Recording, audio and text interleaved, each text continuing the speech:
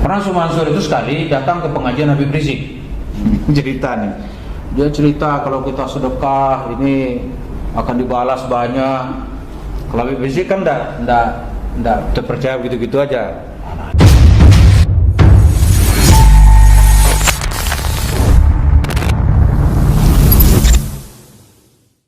Jadi di salah satu masjid itu ada 250 orang yang ikut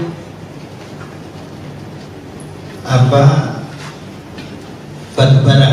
Jadi ikut investasi batubara. Itu tidak hanya menyasar orang-orang kaya, tetapi juga marbot masjid, supir, pembantu rumah tangga yang nilainya jutaan, ya, ada 3 juta, 5 juta, 7 juta,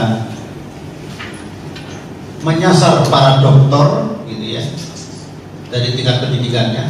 Uangnya apa? Nggak tanggung-tanggung, Pak. Ada satu orang itu kena 5,6 miliar satu orang. Hari ini sen pun nggak ada yang kembali. Ada yang 3,2 miliar. Ada yang menjual tanahnya. Ini mungkin bisa memberi catatan kepada para ustadz yang kemana-mana tidak mau dibayar. Di sana itu ada seorang ustadz yang kalau ceramah itu tidak mau menerima amplop. Dia bukan orang sembarangan, pendidikannya juga cukup bagus, dia lulusan perminyakan ITB, tetapi dia mengkhidmatkan dirinya untuk dakwah. Tetapi dakwahnya adalah dakwah yang dia kemana-mana ongkos sendiri. Itu luar biasa.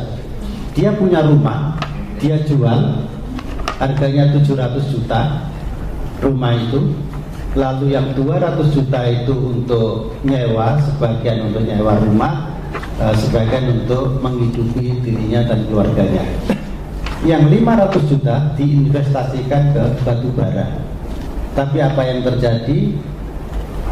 Batu bara itu tahun 2009 dimulai dan awal 2010 membara, Pak. Namanya Jabal Nur berakhir dengan Jabal Nar.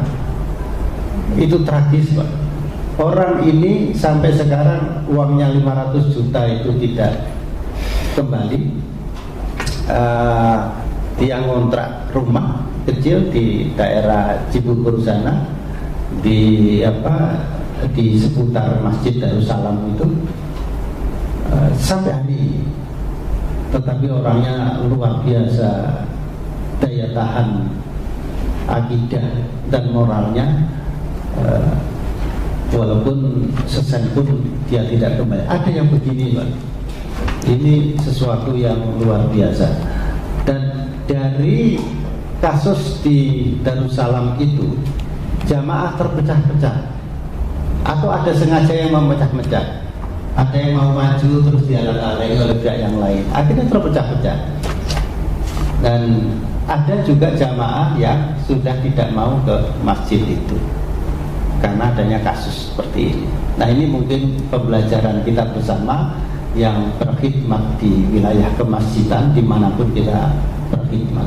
Jadi berhati-hatilah kalau mau berdagang itu jangan berdagang di dalam masjid. Itu jelas larangannya. Karena waktu itu Yusuf Mansur datang itu bertestimoni tentang bisnis ini di dalam masjid, Ustaz. Jadi itu langkah awal yang salah dan ternyata memang berakhir dengan sesuatu yang tragis.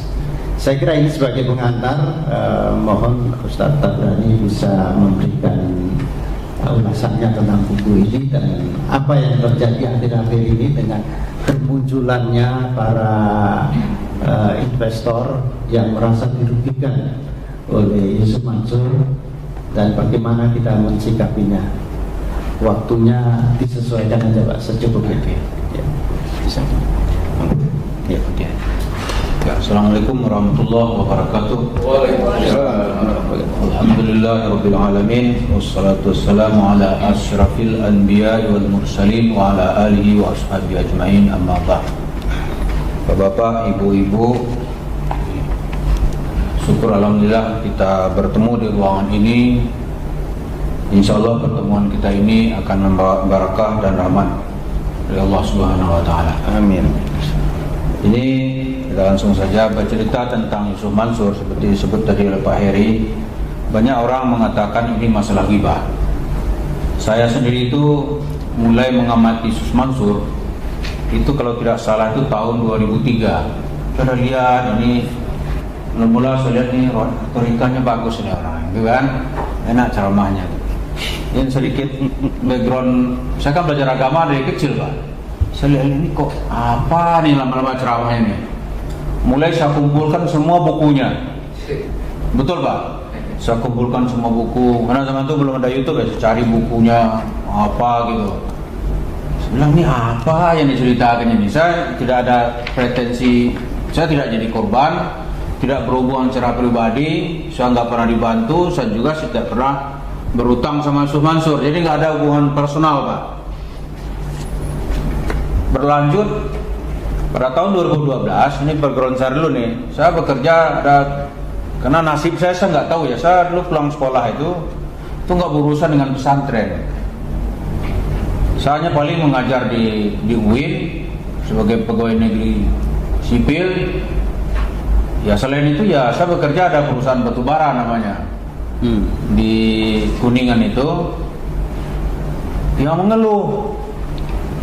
Duitnya ada 15 miliar saat itu nggak dikembali-kembaliin oleh Yusuf Mansur.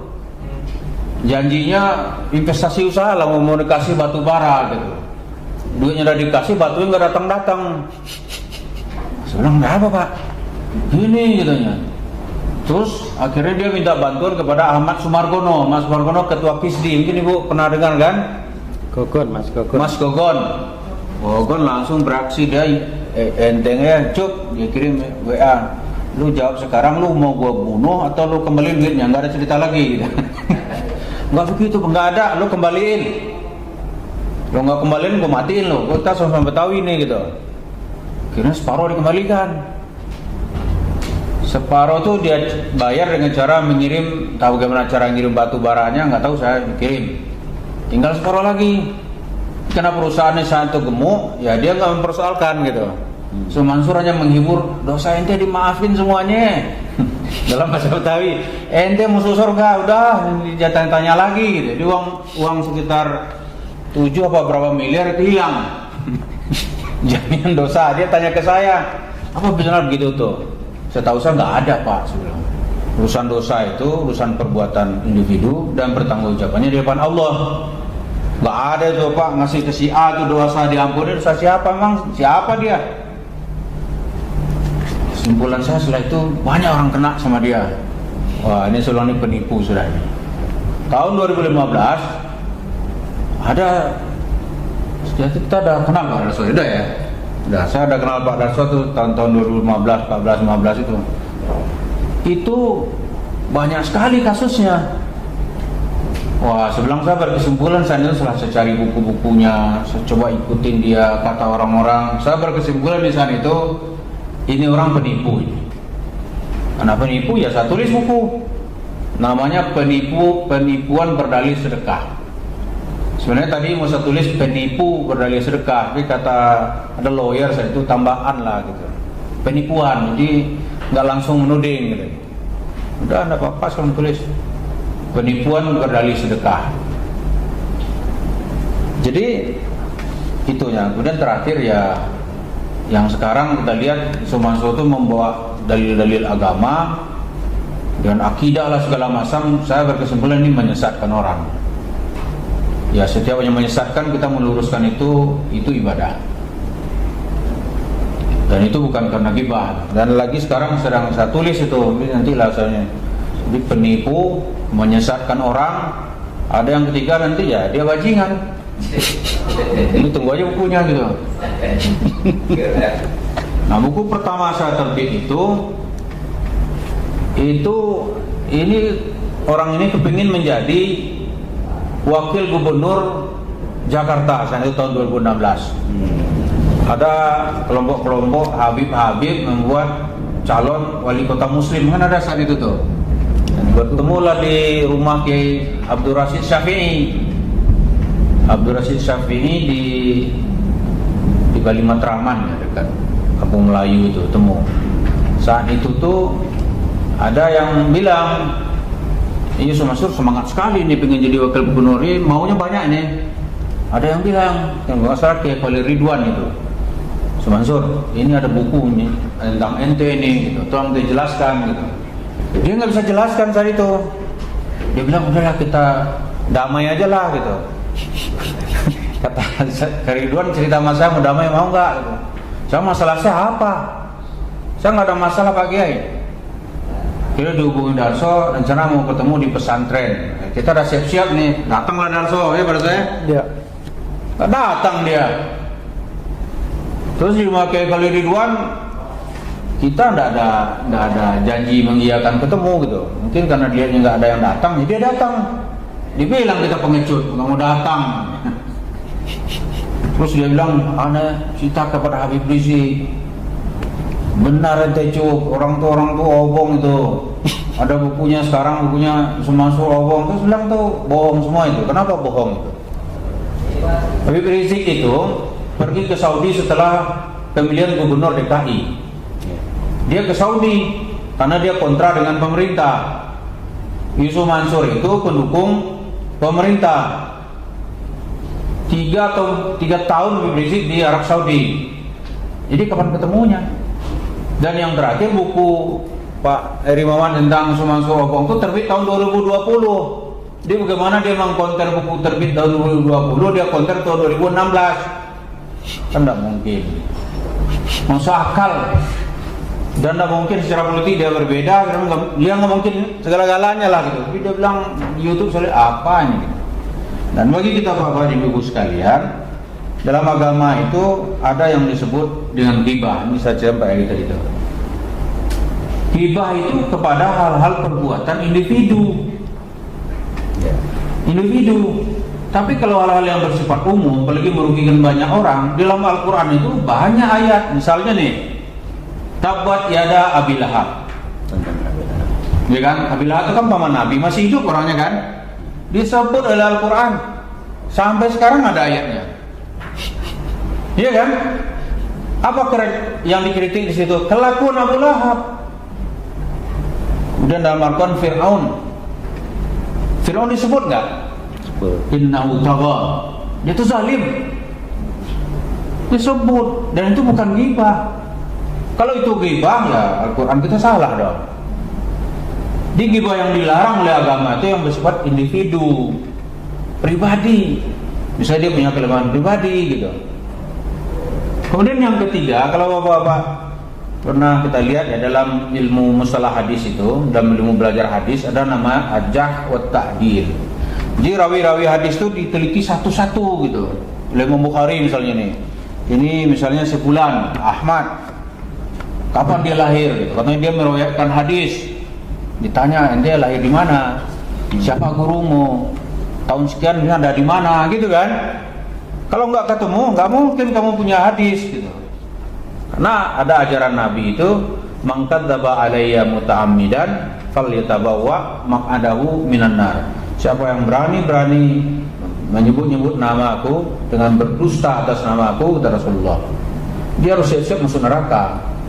Masuk neraka. Ini termasuk bukan hanya nama Nabi dibawa sama dia. Ketemu Nabi lah gitu. Masa itu dibiarkan? Ini saya lihat nih, saya nonton di TV One itu.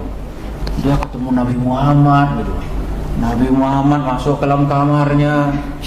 Sudah tuh Nabi Muhammad bicara sama dia dalam bahasa Betawi. "Cuk, kok enggak 2 rakaat dulu?" gitu. Ini otaknya kalau kita agak waras gitu ya. Itu ditonton oleh jutaan orang. Kalau itu dibenarkan, rusaklah agama ini. Jadi saya motivasi saya menjelaskan itu Bu. Bukan karena kita syirik ke dia, nggak ada. Bukan karena kita benci dia juga nggak ada gitu. Jadi ada nilai-nilai agama yang juga kita perlu membelanya. Iya kan? Kita perlu membelanya. Ada sejauh yang kita pahami, kita perlu membelanya. Pembelaan itu ya tergantung. Bisa kita bela dengan lisan kita, kata Rasulullah kan? Bisa dengan dengan tangan kita. Dengan tangan yang paling rendah kata Rasulullah itu dengan hati, bahwa at'aful iman. Itu hati kita pun juga nggak ada tersinggung, nggak ada agama kita lagi sudah habis. Di Islam tuh dibela oleh setiap pemeluknya. Yang minimal dia bela dalam hatinya. Itu paling minimal. Kemudian kalau kita lihat di dunia politik itu kan membicarakan nasib orang banyak. Dan tokoh-tokohnya itu harus diperiksa. Tidak boleh kalau dia tampil secara publik melakukan kesalahan, itu orang lain yang akan rugi. Kalau di negara kita, misalnya nih untuk menjadi anggota legislatif katakanlah ya, DPR atau apa, dia pakai ijazah palsu, itu masuk penjara Pak. Misalnya dia tidak sarjana ekonomi, dia tulis nanti SE, masuk penjara. Kan ada teman-teman politisi yang di penjara itu, gara-gara dia tulis namanya doktor, padahal nggak doktor. Pelawak ditulis doktor, penjara. Nah itu kenapa gitu? Karena berhubungan dengan publik, orang banyak. Tapi kalau untuk dirinya sendiri di rumah ya nggak apa-apa. Dari kantornya tulis doktor, itu nggak masalah Pak. Tapi kalau berhubungan dengan orang banyak terus terbuka. Kemudian ya lihat dalam literatur hadis di negara-negara modern seperti di Amerika gitu, orang kalau mau maju ke kehidupan publik, riwayat hidupnya harus terbuka. Nggak boleh apa. Misalnya dulu tuh Donald Trump, siapa ini orang nih kan itu kan? Itu direkod semuanya. Wah dia ternyata pemain perempuan gitu. Itu diungkap orang semuanya. Kata Donald Trump, saya kan itu sebelum saya mencalonkan diri jadi presiden, ceng aja dia. Setelah ini nggak lagi, gitu. Contoh kan, itu diungkap semuanya. George Bush dulu, dia pernah menyetir dalam keadaan mabuk. Karena kita kan kecil ya, tapi di Amerika itu persoalan dia tidak jujur kepada dirinya. Kepada dirinya saja dia tidak jujur, apalagi kepada for the American people, misalnya itu kan, itu diungkap. Jadi nggak ada kita membicarakan itu demi keselamatan buat semua. Jadi bukan saya menulis buku ini bukan karena saya membenci atau syirik kepada Yusuf Mansur, tapi sejauh kemampuan saya kita harus mengungkap apa bahayanya Yusuf Mansur ini. Dan buku ketiga saya juga akan segera saya terbitkan gitu. Nah, ini di sini dilihat saya nonton lama-lama itu. Kalau Bapak lihat ada buku saya yang pertama itu penipuan berlih sedekah, itu saya ada ungkap semua argumen dia.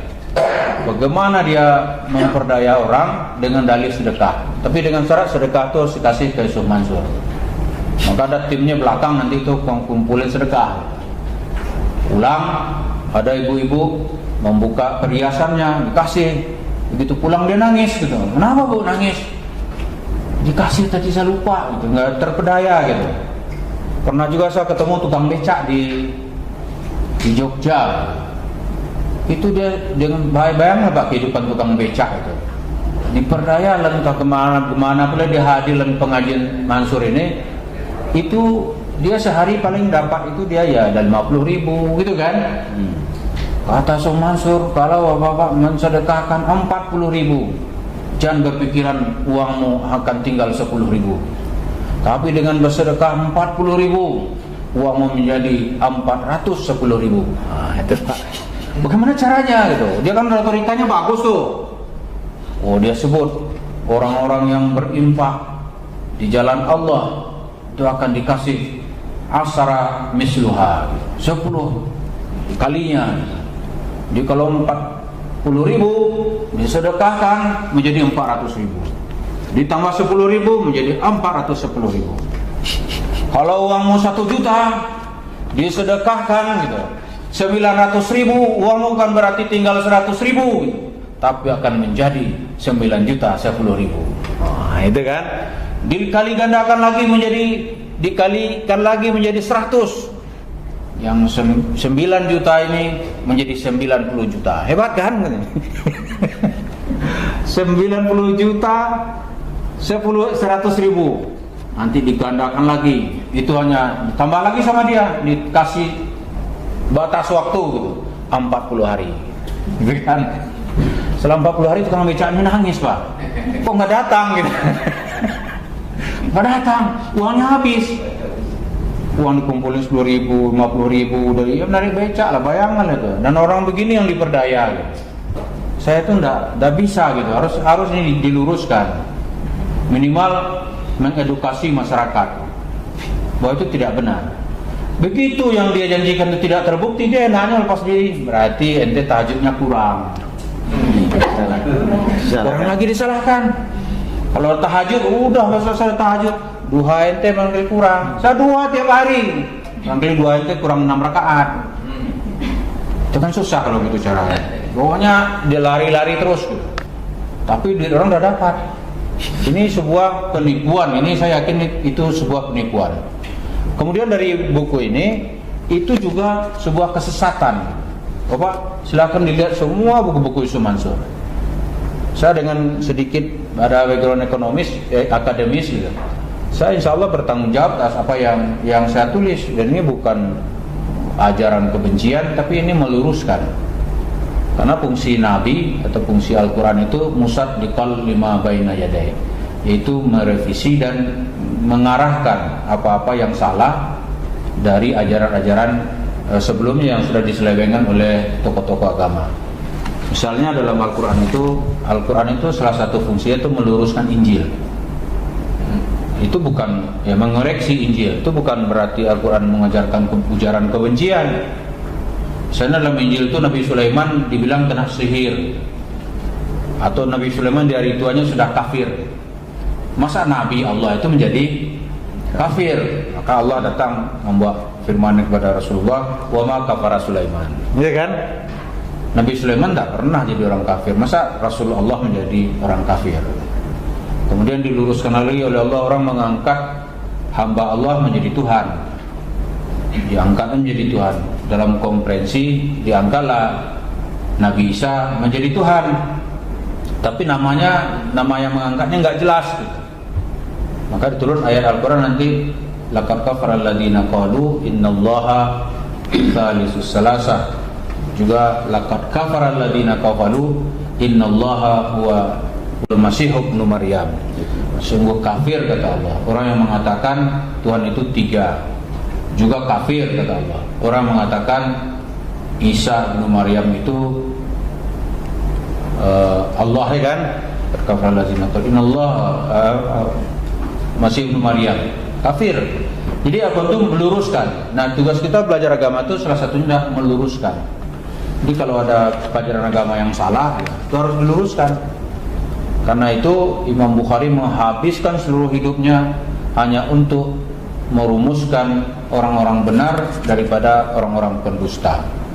Maka ada namanya akzabul kadzabin, ya kan? Itu para pendusta. Maka dalam riwayat hadis ini orang ini pendusta, ini pendusta. Ibnu Taimiyah itu mengarang buku tebal-tebal, Pak, hanya untuk meluruskan para pendusta. Ada bukunya Manhajus Sunnah An-Nabawiyah. Manhajus Sunnah An-Nabawiyah. Itu dia kritik ke orang Syiah karena ada ajaran-ajarannya yang menyimpang gitu. Ada 8 jilid buku itu dibantah oleh Ibnu Taimiyah semuanya gitu. Itu dalam rangka meluruskan ajaran Islam. Nah, bagi kita zaman sekarang ini, kita perlu meluruskan ajaran-ajaran yang disampaikan oleh Yusuf Mansur itu yang kita anggap sebuah penyelewengan. Sebab kalau tidak, orang menganggap itu Islam. Ketika orang menganggap itu Islam, waduh, Islam jadi ledekan sejarah gitu. Dia akan nanti, wah, ini kalau orang Islam ini kelakuannya ya ngumpul-ngumpulin uang gitu kan, nanti masalah selesai. Dia bilang ini sedekah aja lah, nanti utang negara beres. Saya baca di harian Kompas, kalau gitu Mansur dong sedekah dulu, kan uangmu banyak, sedekah lah. Ini kan katanya ditambah oleh Allah 10 kali lipat. Ditakut Pak. Pernah Mansur itu sekali datang ke pengajian Habib Rizik. Cerita nih, dia cerita kalau kita sedekah ini akan dibalas banyak. Kalau Habib Rizik kan enggak terpercaya begitu-gitu aja. Nah, ini kata Habib begini, ini tadi udah kita dengarkan kan ceramahnya Mansur yang begitu mempesona. Karena dia hadir di depan kita yang duitnya banyak, sekarang kita minta sedekah Mansur kepada kita malam ini supaya rezeki bertambah banyak. Amin, amin, amin, amin, gitu kan? Amin. Dah terangkan, cuk apa sedekah ente? Saya sedekahkan, dan dia nggak mau kehilangan muka. Saya sedekahkan 1 mobil Mercy. Tapi tolong besok diambil. Diambil. Itu bulan depan kita undang lagi. Dia nggak pernah datang lagi. Artinya dia juga nggak percaya kan? Kalau dia memang percaya, dia sedekahkan banyak dong, datang lagi gitu. Dia nggak pernah datang lagi gitu. Nah, Kiai Hasyim Muzadi juga pernah ngerjain dia. Hasyim Muzadi, Allah yarham, ketua PBNU, meninggal. Ini kita dalam acara apa juga tuh di rumah siapa itu ya? Ini Mansur datang. Ini yang bayarin siapa ini kan gitu.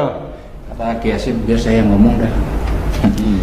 Ngomong ke Hasyim Muzadi, ini bilang cuk, ini diantara kita yang khairnya ente ini. Yang khairnya ente nih, lain-lain kayaknya ya parah semua nih. Tolong ente tekel semua so. Oh beres Pak Kiai, beres. Besoknya setelah dia bayar, bulan depan kan undang lagi dong, kata Kiai Hasyim. Saya dia nggak akan datang lagi gitu. Diundang nggak pernah datang lagi. Nggak pernah datang lagi.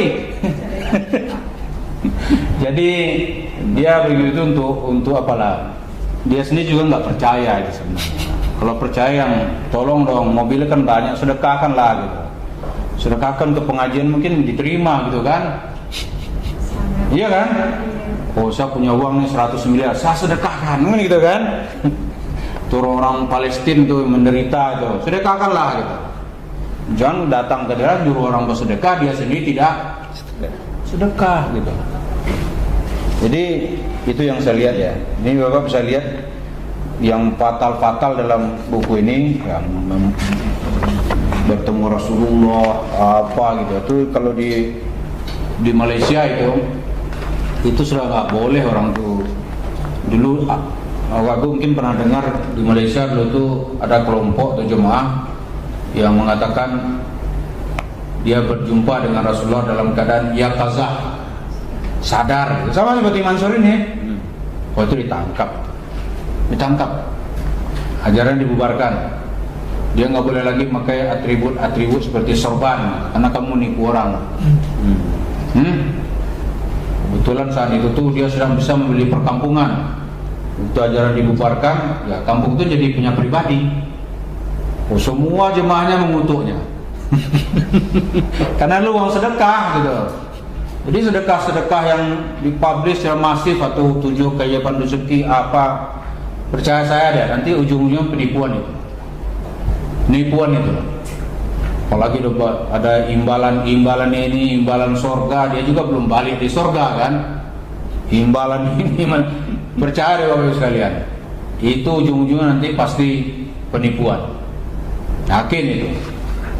Jadi barangkali ya itu yang bisa kita lihat. Ini bukunya sebenarnya tebal ya, tapi sekedar pengantar. Kalau yang saya tanya silahkan, dan kita akan jelaskan gitu bagaimana sesat ajaran sedekahnya, akidahnya. Itu banyak buku-buku akidah Mansur yang dijual. Kalau nggak salah saya punya buku ini 18 atau 20 gitu. Tapi isinya itu halusinasi semua itu.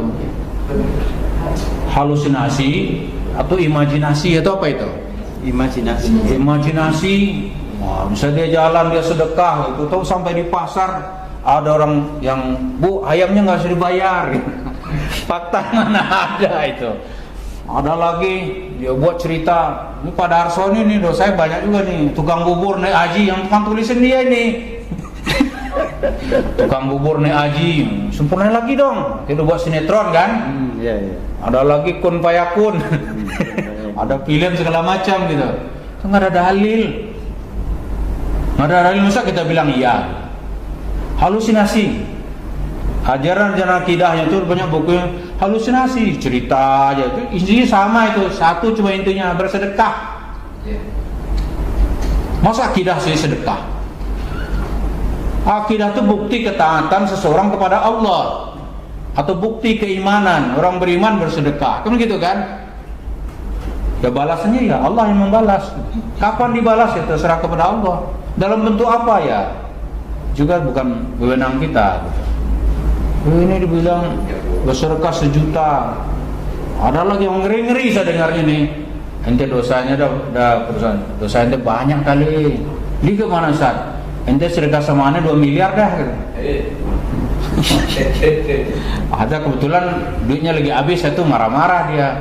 Duit juga habis Ustaz, masa sedekah sama ente dosanya diampunin?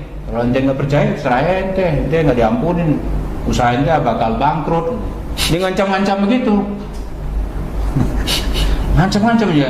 Ternyata saya baru sadar juga ya. Masyarakat kita, pemahaman agama itu tidak apa ya, tidak dari segi akidah itu masih banyak yang perlu kita pelajari terus menerus. Jadi dirayu-rayu terpedaya dia. Malah nanti ada yang nggak mau datang ke masjid lagi seperti Pak Eri bilang tadi itu, karena dia frustasi, mungkin frustasi kepada Tuhan ya. Sebenarnya yang membuat dia frustasi bukan Tuhan gitu. Tapi manusia tadi itu. Jadi mudah-mudahan forum ini saya kira kita lihat dan harus ada edukasi kita gitu. Belajar agama kita itu supaya terus menerus berdasarkan yang pertama ya akidah kita benarkan. Kalau enggak ya bukan hanya satu orang yang akan menjerumuskan kita gitu. Ada lagi nanti model mansur-mansur yang lain. Banyak tuh saya nonton itu di televisi, aneh bakat ini saya bilang kan. Wah ini ada lagi nih, saya cari bukunya gitu. Aduh, ini bakal jadi penjahat umat juga ini gitu. Wah ini saya lihat-lihat itu. Jadi saya menulis buku itu bukan tiba-tiba ada tulisan, enggak. Saya liatin, saya renung-renungin gitu kan. Saya cari buku referensi dia, kita cari dengan pemahaman Islam yang dasar kitab-kitabnya ada gitu. Nah itu yang kita lakukan. Di semua pihak kita kira ya kembalilah kepada jalan Islam. Dan saya sangat menghargai, mudah-mudahan ibu-ibu sih yang banyak jadi korban. Mudah-mudahan itu anggap sih ini sebagai fighting spirit. Semoga berjuang lebih keras lagi. Kalau niat ibu mula-mula mau investasi usaha itu supaya ada pendapatan yang lebih. Mudah-mudahan ibu semua di sini nanti menjadi pengusaha. Amin. Pengusaha yang rezekinya halal dan dapatnya jauh lebih banyak. Dan orang-orang ibu-ibu tuh kita doakan juga supaya dia nggak menikmati hasil usahanya. Iya kan? Dia nggak nikmatin. Cara bagaimana Allah yang tahu. Mungkin dia nanti kena penyakit banyak nggak bisa apa-apa lagi. Atau dia mati dalam keadaan lebih cepat, uangnya tinggal dibagi-bagi oleh ahli warisnya, dia nggak dapat gitu. Jadi yang jelas kita doakan ibu semua ini jangan patah semangat dan juga diedukasi orang-orang lain supaya jangan sampai tertipu oleh yang seperti itu. Kemudian kita semua dikasih kesehatan, dikasih ilmu, akal yang waras, iman yang mantap. Dan semua kita di sini dikasih dengan balasan berlipat ganda oleh Allah Subhanahu wa taala. Demikian ya, yang dikerjakan silahkan. Ya, Assalamualaikum warahmatullahi wabarakatuh. Waalaikumsalam warahmatullahi wabarakatuh. Terima kasih Ustaz Tabrani telah memaparkan pandangan-pandangannya di seputar pemikiran dan kelakuan gitu ya, bahasa kasarnya kelakuannya Jamaah Nur Khatib Mansur alias Syamsul Mansur. Berikutnya saudara-saudara yang telah menulis banyak buku. Berapa Mas? 5 apa 6? 5 buku. Jadi Mas Tarso ini sudah menulis 5 buku, Ustaz Tabrani 2 buku, jadi 7, terus saya tambahin 1, 8 buku tentang Syamsul Mansur. Nanti akan muncul lagi buku-buku yang berkaitan dengan pemikiran dan kiprah dari Yusuf Mansur, yang tentu saja semuanya itu menyasar umat ya. Kita tidak bicara per individunya, tetapi bagaimana pemikiran dan perlakuan dia terhadap umat Islam ini. Jadi kita melaksanakan amar ma'ruf nahi munkar, karena amar ma'ruf nahi munkar itu adalah risalah para nabi dan itu harus kita tegakkan. Berikutnya Mas Dasol, mungkin ada waktu sekitar 15-20 menit untuk memaparkan, dan setelah itu kita buka floor ya, yang mungkin untuk bisa memperkaya wawasan kita, batin kita, dan langkah-langkah ke depan menghadapi berbagai gelombang penipuan yang mengatasnamakan agama. Karena sebagaimana diutarakan oleh Ustaz Tabrani tadi, itu sudah mulai bermunculan ini ucup-ucup yang lain ya, sudah mulai terasa, tapi tinggal gongnya aja nanti. Nah, nanti kalau itu terjadi kita akan nulis buku lagi dan kita mendiskusikan lagi. Monggo, silakan Mas Darso. Assalamualaikum warahmatullahi wabarakatuh. Hadirin hadirat, terus pemerhati saya Islam Channel dan Taiba Channel. Saya ikut sedih juga gitu dengar dari Kang Arif Rahman bahwa acara ini disabotase berkali-kali gitu. Alhamdulillah berjalan juga, tapi nggak apa-apa. Saya menulis buku tentang Yusuf Mansur itu bukan ujuk-ujuk saya nulis gitu, bukan menyodorkan diri ingin terkenal atau apa gitu, enggak. Saya dari tahun 95 jadi wartawan di pos kota ketika itu sudah memang ditugasi untuk menulis masalah-masalah seputar agama dan para ustadz, para kiai. Jadi banyak saya mewawancarai para kiai, para ustadz, masalah isu-isu keagamaan dan lain sebagainya. Saya waktu itu saya belum kenal Ustaz Tabrani, kalau enggak beliau ini jadi narasumber utama saya juga. Terus saya ke majalah Amanah, majalah Islam kultural. Saat itu saya mulai juga amati Yusuf Mansur, sehingga saya bertemu dengan dia, mewawancarai dia, menulis dia. Kemungkinan besar saya orang pertama yang memasang dia di cover majalah tahun 2000-an itu, sebelum tahun 2005. Yusuf Mansur the new rising star, keren Ustaz. Dia sampai perlu datang ke kantor redaksi untuk melihat foto dia di cover itu kayak apa gitu. Jadi saya sudah berteman dengan dia gitu. Kebetulan lagi salah satu guru andalan dia itu Rohimuddin namanya, itu adik kelas saya di pesantren dulu. Jadi saya sudah berinteraksi dengan Yusuf Mansur itu lama, sehingga bertemanlah kami gitu, saling mengenal. Dia mengenal saya kenal dia, dan dia juga tahu di mana saya berada. Lama saya tidak bertemu dengan dia, tapi terus mengamati dia, kadang menulis dia. Sampai pada tahun 2015. Tahun 2015 itu ketika dia mencanangkan sedekah nasional, di booking lah halaman-halaman koran untuk mengkampanyekan ide-ide dia itu. Tapi di situ juga dia mencantumkan rekan-rekan dia.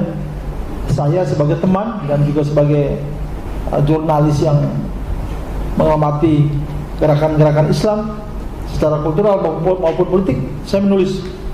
Tapi karena media saya sudah tak ada waktu itu, saya menulis di dakwatuna.com. Tulisan saya itu akhirnya mendapat respon banyak orang. Nah, dalam respon banyak orang itulah mereka juga mengadu tentang masalah-masalah yang mereka hadapi dengan Yusuf Mansur, utamanya masalah investasi dan sedekah. Karena terlalu banyak orang mengadu itulah kemudian masalah-masalah itu saya tulis. Semakin saya tulis, semakin orang mengadu. Sampai hari ini ketika channel Taiba Channel itu tayang juga, makin banyak orang mengadu. Sehingga ketemulah yang namanya Ibu Hilwa, ketemulah Ibu Atika, ketemulah Ibu Surati. Termasuk panitia acara ini juga bermula dari pertemuan kita di media sosial gitu. Jadi bukan ujuk-ujuk gitu, mengajukan diri gitu, mau jadi pembela atau apa tuh enggak. Semua berproses dari pertemanan gitu. Ketika tulisan-tulisan ini mulai beredar, saya kumpulkan, makin banyak orang mengadu. Sampai akhirnya ke Mabes Polri, ke Polda Jawa Timur, ke Polda DIY segala macam, adalah orang-orang yang menitipkan kuasanya kepada saya. Jadi mereka mengadu juga, saya tulis, juga mereka meminta tolong gitu loh. Tolonglah ini. Akhirnya karena saya bukan pengacara, saya hanya menerima kuasa lapor saja, kuasa mereka untuk melapor, saya laporkan dan selanjutnya saya serahkan kepada pengacara. Dan itu bergulir terus sampai hari ini ibu-ibu, bapak-bapak melihat di channel YouTube itu dan channel-channel yang lain ada laporan polisi, ada somasi dan lain sebagainya. Jadi runtutannya dari situ, bukan sesuatu yang kebetulan gitu. Nah, yang ini saya katakan bahwa praktek-praktek yang kuat diduga curang yang dilakukan oleh Yusuf Mansur baik terhadap investasi maupun sedekah, itu sebenarnya menjadi bom waktu. Ada satu wartawan senior, mungkin dengan Pak Heri lebih dulu dia ya senioritasnya, itu pernah memberikan etis pada saya. Kalian wartawan-wartawan muslim, kalau hari ini kalian tidak membongkar atau menulis soal dugaan-dugaan kecurangan Yusuf Mansur atau dugaan-dugaan penipuan dan lain sebagainya, satu waktu nanti media-media sekuler akan membongkar ini. Nah, ketika ini dibongkar oleh media sekuler, maka kita sebagai umat Islam akan malu semalu-malunya. Kapan itu? Ketika Yusuf Mansur berada pada kelompok politik dan ekonomi yang berseberangan dengan kepentingan media-media sekuler. Tunggu saja. Saya punya buktinya begini. Saya ketika mulai investigasi Yusuf Mansur dan lain sebagainya ini, ada beberapa media sekuler yang mewawancarai saya. Saya itu dibayar, artinya dikasih apresiasi dari wawancara mereka dengan saya. Data-data mereka minta, informasi-informasi mereka minta, tapi itu disimpan oleh mereka, tidak pernah disiarkan. Tapi mereka merasa perlu untuk bertemu saya. Ini adalah yang saya rasa adalah satu waktu nanti ketika Yusuf Mansur berada di kelompok yang berseberangan secara ekonomi maupun secara politik dengan kelompok sekuler, ini akan dibongkar. Jadi kita juga sebagai muslim yang Ustadz Tabrani adalah ustadz yang berceramah di mana-mana, bapak-bapak kebetulan sebagai pengurus dewan masjid yang ada di mana-mana. Kalau rasa bahwa praktek-praktek kecurangan, dugaan-dugaan praktek kecurangan Yusuf Mansur, kalau kita diam, maka satu waktu nanti akan dibongkar oleh kelompok-kelompok sekuler. Dan ini efeknya akan memalukan kita gitu. Seperti tadi Ustaz Tabrani bilang, Islam ternyata begini ya. Padahal sesungguhnya bukan Islam gitu, hanya kelakuan orang yang mengutamakan nafsu gitu. Oke. Saya juga banyak berjalan. Jadi selain bertemu orang-orang yang mengaku sebagai orang yang terpedaya karena program-program Yusuf Mansur, saya juga menelisik soal Darul Quran yang dia banggakan di mana-mana, Pak. Saya berjalan dari Banten ke Sumatera, ke Pulau Jawa, sampai ke Jawa Timur, ujung Banyuwangi sana. Saya datangi dengan Pak Heri juga pernah. Itu rumah-rumah tahfidz yang diakui Yusuf Mansur sebagai milik dia atau program dia. Yang saya temukan adalah, yang sesungguhnya adalah rumah-rumah tahfidz itu adalah rumah-rumah tahfidz yang berdiri secara mandiri, beroperasi secara mandiri. Mereka mendirikan sendiri, mencari murid sendiri, mencari guru sendiri, menghidupkan sendiri. Hanya saja kebetulan mereka diregistrasi dengan sistem yang dibikin oleh Yusuf Mansur. Nah, inilah yang oleh Yusuf Mansur diakui sebagai Darul Quran dia. Saya menunggu kuat bahwa Darul Quran dan rumah-rumah tahfiz di berbagai daerah ini adalah sebuah objek yang akan dijadikan, bahkan sudah dijadikan Yusuf Mansur sebagai sarana dia untuk mencari meraup uang dari jamaah, dari umat gitu. Karena ini yang saya temui. Bapak-bapak dia kumpulkan sedekah dari masjid ke masjid segala macam itu dalam rangka menurut dia adalah untuk bersedekah untuk pengembangan Darul Quran, pesantren Darul Quran. Hari ini bapak-bapak ke sana, sekolah itu tidak murah gitu. Mulai dari pendaftaran, bayaran bulanan dan lain sebagainya. Kalau dia kumpulkan sedekah dari umat untuk membiayai operasional pesantren itu, seharusnya berbiaya murah. Seharusnya masyarakat miskin di sekitar itu diutamakan, diprioritaskan. Hari ini bapak-bapak ke sana, ibu-ibu ke sana, ada banyak pesantren-pesantren kecil situ. Semuanya itu hidup segan mati tak mau. Dan anak-anak mereka di sekitar itu satu pun tidak ada yang mau dan bisa bersekolah di Darul Quran. Terus uang yang Yusuf Mansur kumpulkan selama ini buat apa gitu? Kang Rahman ini 2 kali bercerita kepada saya pengalaman dia bagaimana sih mengumpulkan jamaah di Bandung sini dalam acara-acara di masjid-masjid. Terus bagaimana sih, berapa banyak sih uang yang Yusuf Mansur kumpulkan? Itu kemana uangnya? Hari ini yang paling sederhana saja kita melihat dia membeli saham dalam macam-macam perusahaan dalam angka yang sangat fantastis. Jangan sampai uang sedekah yang dikumpulkan dari jamaah masjid itu dengan sebuah tema sedekah, dengan baju syariah, dengan jargon-jargon agama itu kemudian dipakai untuk berbisnis yang ribawi atas nama pribadi, untuk kepentingan pribadi. Itu yang kita terpedaya di situ. Yang berikut, saya sangat yakin bahwa uang sedekah dari bapak-bapak itu dikumpulkan untuk diantaranya adalah untuk berbisnis warung stick and stick itu. Kan kemana-mana kan dia mengaku bahwa itu adalah bisnis dia segala macam.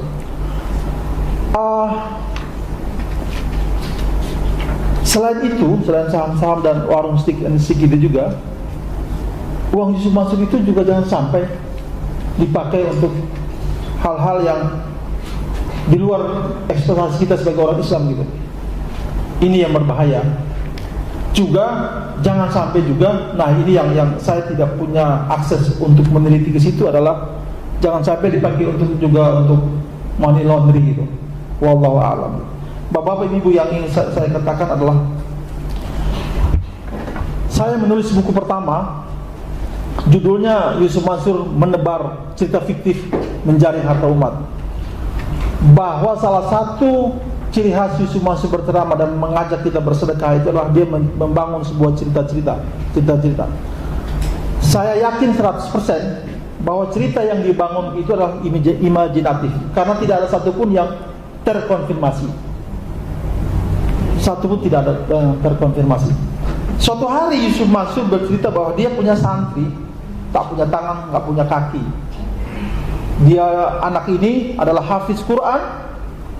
Terus dia dilamar oleh satu gadis dari Amerika yang muda, cantik, kaya, pintar dan lain sebagainya. Saya punya news of penjuman terhadap informasi itu. Saya datangi, saya cari, ketemu di Batang anak yang cacat ini. Ternyata informasinya bohong. Bohong pertama, itu bukan santrinya. Bohong kedua, anak itu tidak tahfiz Quran. Bohong ketiga, dia tidak dilamar oleh gadis Amerika. Bohong keempat, anak ini masih sangat muda sekali, umur 18 tahun. Itu tidak mungkin benar seperti apa yang dilakukan oleh Yusuf Mansur, yang diceritakan oleh Yusuf Mansur. Saya juga pernah investigasi soal pengakuan Yusuf Mansur sampai ke Malaysia. Suatu hari dia bercerita bahwa dia di media sosial dia mengatakan bahwa pada tanggal sekian beberapa hari ke depan dia akan berceramah di satu titik di Malaysia. Hari itu saya ada di lokasi itu, ternyata dia bohong. Yang ingin saya katakan dari dua cerita ini adalah bahwa saya itu mengkonfirmasi cita-cita yang dibangun dalam testimoni yang dibangun itu. Ternyata tidak bisa dikonfirmasi, Pak. Cerita inilah yang dibangun oleh Yusuf Mansur. Dia recoki kepikiran-pikiran dan hati kita sehingga kita percaya, lalu kita bersedekah. Nah, pertanyaan berikutnya, Apa Yusuf Mansur termasuk dalam kelompok yang harus disedekahi? Sedekah itu kan dia meminta ya, dia minta sedekah. Nah itu. Berikutnya saya menulis buku yang berjudul banyak orang bilang bahwa Yusuf Mansur itu penipu. Banyak orang bilang. Hari ini melihat video-video yang beredar dari Cahaya Islam, dari Taibah Channel dan lain sebagainya, kemudian dirilis oleh banyak media. Itu banyak komentar yang bukan diedit, yang tidak dihapus. Itu seorang orang itu mengaku gitu loh Pak, bahwa dia itu menipu gitu. Nah ini kan tentu harus diuji gitu. Terus sampai ke ranah hukum dan lain sebagainya, sedang pasti. Buku saya berikutnya adalah saya menulis soal menggugat Yusuf Mansur. Saya bercerita soal orang-orang yang menggugat dia gitu. Mulai dari Mabes Polri dan lain sebagainya. Saya juga banyak bertemu dengan orang-orang yang memang menggugat secara apa? Secara kultur mereka menggugat. Keluarga terdekat dia, orang di kampung dekat dia, orang-orang terdekat dia, mereka menggugat, bukan menggugat hukum ya, menggugat secara kultural gitu. Menggugat dalam buku itu. Buku saya berikutnya saya menulis soal Paitren. Ini luar biasa Pak, Paitren ini Pak. Ada 1001 kebohongan yang dibangun di Paitren. Kang Rahman ini adalah mantan leader Paitren. Yang ternyata itu juga dilakukan ke MLM lain yang sekuler, sama saja gitu loh. Tapi ini dibalut dengan bahasa agama, dengan jargon syariah dan lain sebagainya. Berbahaya sekali. Padahal money laundry. Nah saya bertanggung jawab terhadap buku-buku itu. Yusuf Mansur itu kan menulis 20 buku lebih ya Ustaz. Satu pun buku saya dia tidak pernah menjawabnya. Bahwa buku saya itu juga Pak Ustaz, itu pernah dibahas di Dewan Syariah Nasional. Ada alumni Takrop pesantren saya, kakak saya yang juga anggota Dewan Syariah Nasional yang membocorkan kepada saya gitu. Ya itu masih saja gitu. Tapi sampai hari ini tidak ada itu. Bahwa dia tampil di video untuk ngancam-ngancam itu hak dia. Tapi hari ini tidak terbukti. Yang ada adalah para korban, ada Ibu Hilwa, Ibu Surati, Ibu Atika yang ada di sini. Itu yang mensomasi dia gitu. Saya tidak ada urusan dengan somasi bahwa kalau ibu-ibu ini sebagai korban terus minta tolong saya untuk mencarikan lawyer atau itu ya saya punya kemampuan situ ya saya bantu gitu. Saya bertemu juga dengan Kang Adi yang ada di sini. Dia ini rupanya pengamat hukum dan mengerti soal bisnis keuangan dan hukum keuangan dan lain sebagainya. Saya berkonsultasi dengan dia, bertanya kepada dia, yang insya Allah ilmunya juga akan dibagi pada kita. Saya juga digoda oleh Yusuf Mansur. Saya digoda juga gitu. Ya, contohnya hari ini saya dapat informasi bahwa Ibu Maimunah istrinya bilang kepada panitia bahwa saya ada negosiasi uang dengan Yusuf Mansur gitu. Nauzubillah min dzalik. Saya ini ada istri saya di belakang. Saya ini tidak kaya Pak gitu, tapi kalau Yusuf Mansur itu pernah menggunakan isu uang dengan saya untuk menjelekkan saya gitu, bercerita kepada orang-orang bahwa Dasu terima uang gitu. Padahal ada komitmen yang dibangun dengan saya gitu. Dan sebagai seorang ustadz yang mengaku memakai baju ustadz, dia harus komitmen dengan apa kata-kata dia gitu. Oke. Saya juga digoda gitu. Macam-macam godanya Yusuf Mansur itu. Antum saya jemput untuk ngopi gitu. Yuk kita makan siang gitu. Atau ada satu kiai ternama di Jakarta, dia pernah menitip sesuatu yang kemudian Pak Kiai itu nelfon saya, ada titipan dari Yusuf Mansur buat antum gitu. Ya pakai sajalah. Kiai itu yang tadi disebut oleh Ustaz Tabrani tadi. Saya ketika itu uang cuma sekitar 60.000 ya. Tapi kalau itu jadi sampai ke tangan saya kan jadi fitnah yang sangat luar biasa. Pada pemakaman Allah yarham Arifin Ilham, Yusuf Mansur bertemu saya gitu. Ada fotonya gitu. Antum ada tiban antum ada masih simpan gitu. Semuanya buat duit gitu. Yuk kita makan siang, yuk kita ngopi gitu. Saya memang tidak ada uang gitu, tapi kalau untuk itu ya mudah-mudahan ya nggak tahu ya Ustaz ya kalau digoda dengan 11 triliun hubungannya kan. Bisa nggak ditawarin? Itu dia. Dengan 11 triliun ya mungkin tergoda juga gitu kan. Gitu. Jadi ini yang belakangan lagi ini soal dia membeli saham MNC Bank itu 80 miliar. Iya, betul itu. Sorry, bukan MCTV ya. Bang MNC itu 80 miliar. Dari mana uang itu? Terus dia membayar pajak satu hari sekian ratus juta. Bapak-bapak, sepanjang pengamatan saya, Yusuf Mansur itu tidak punya sejarah. Dia itu punya usaha yang luar biasa, sehingga dia mampu mengumpulkan kapital segitu besarnya. Kalau pengusaha-pengusaha yang lain, apalagi di Bandung sini, mereka sejak muda ada jejak-jejak mereka yang bisa kita telisik sehingga menemukan bahwa mereka itu benar orang kaya dan punya uang banyak. Yusuf Mansur sejauh pengamatan saya tidak ada sejarah dia itu berusaha dengan banyak uang, kecuali sejarah dia mengumpulkan harta uang dan harta sedekah. Itu yang ada. Nah, terus apa kira-kira tujuan dia mengumumkan bahwa dia membeli saham perusahaan X sekian puluh miliar, perusahaan Y sekian puluh miliar, dia membayar pajak sekian ratus juta per hari gitu. Itu dalam rangka, dalam dugaan saya, dia mau mengatakan pada kita semua bahwa dia itu kaya dengan berusaha gitu. Itu yang ingin katakan gitu. Tapi di mata saya melihat itu bullshit, kosong gitu. Bagaimana dia berbisnis batubara, kemudian dia berbisnis apartemen. Ternyata di balik itu dia mengumpulkan investasi apartemen dengan saudara-saudara kita yang menjadi TKW di Hong Kong. Ini ada para mantan-mantan TKW di sini gitu. Jadi sangat luar biasa. Ya, ingin saya katakan pada penutupan pembicaraan saya ini adalah nasihat dari wartawan senior itu. Dan ternyata juga sama nasihat dengan Kiai Atian Ali di Bandung sini.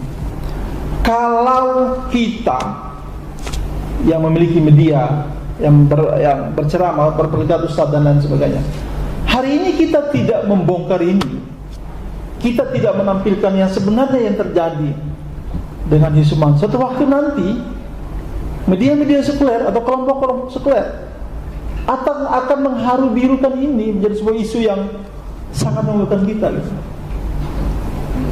Kemudian kalau kita ditakut-takuti dengan ghibah, tabayun, klarifikasi semua macam itu, saya rasa itu upaya-upaya untuk menakut-nakuti.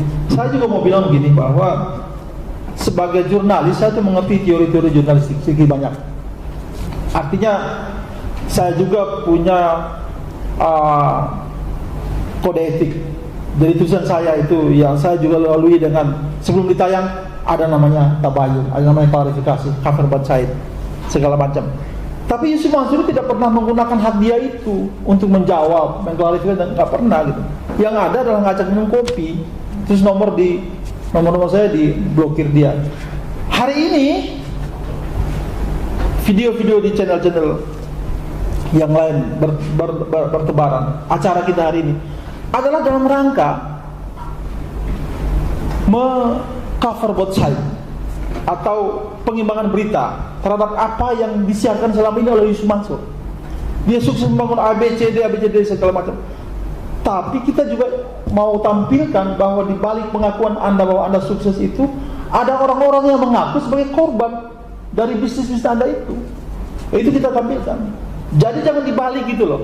Jangan dibalik, klarifikasi dong, tabayun dong gitu. Cover both side itu salah gitu. Juga jangan ditakut-takutin sebagai ghibah gitu. Seperti yang sudah jelaskan tadi. Gitu. Hanya mungkin itu yang bisa saya sampaikan. Kita kembangkan pembicaraan kita ini dalam diskusi berikutnya. Saya yakin sudah ada beberapa orang yang siap-siap dengan pertanyaannya. Karena hari ini udah semangat banget nih. Kita kembangkan dalam diskusi berikutnya. Terima kasih Pak Hiri. Assalamualaikum warahmatullahi wabarakatuh. Waalaikumsalam warahmatullahi wabarakatuh. Alhamdulillah, dua pembicara sudah menyampaikan paparannya. Ada benang merahnya, baik Ustaz Tabrani maupun Mas Darso menilai bahwa testimoni yang diutarakan oleh Yusuf Mansur di berbagai seminar, di berbagai komunitas jamaah, itu semuanya pembohongan publik. Jadi bayangan saya, kalau ahli bohong seperti ini cocoknya nulis cerpen atau novel, ya, karena imajinasi yang muncul. Itu nggak apa-apa, gitu loh. karena jadi bacaan berupa cerita pendek, jadi bacaan berupa novel. Gak apa-apa, ngawur-ngawur, sak ngawure ya. Tapi kalau ini dipraktekkan untuk komunitas, apalagi komunitas muslim, ini akan jadi bermasalah gitu ya. Jadi inilah yang dinamakan fiktif ya. Nah, untuk memperdalam perbincangan kita kali ini, kita mulai dari soft yang kan ada 3 ya. Iya. Mas apa? Nanti. Nggak belakang. Kan banyak pertanyaan nanti saya. Oke. Silakan Pak, Bapak dari sana dulu. Pak siapa Pak? Pak Padir. Pak Pak Padir Sarot. Pak Padir. Ya. Saya catat dulu Pak ya. Di baris kedua, silakan. Ibu-ibu, bapak-bapak. Ada? Ya nanti ibu panasnya lama. Ibu-ibu nasinya lama ya. Pemanasan. Di baris ketiga, silakan. Ya, silakan Bu. Dan satu lagi. Mau bertanya Pak? Oke ya, jadi 3 ya kita. Jadi Bu Opi ya, Opi sama Bu Helwa. Oke, dari Pak Padir dulu, silakan Pak.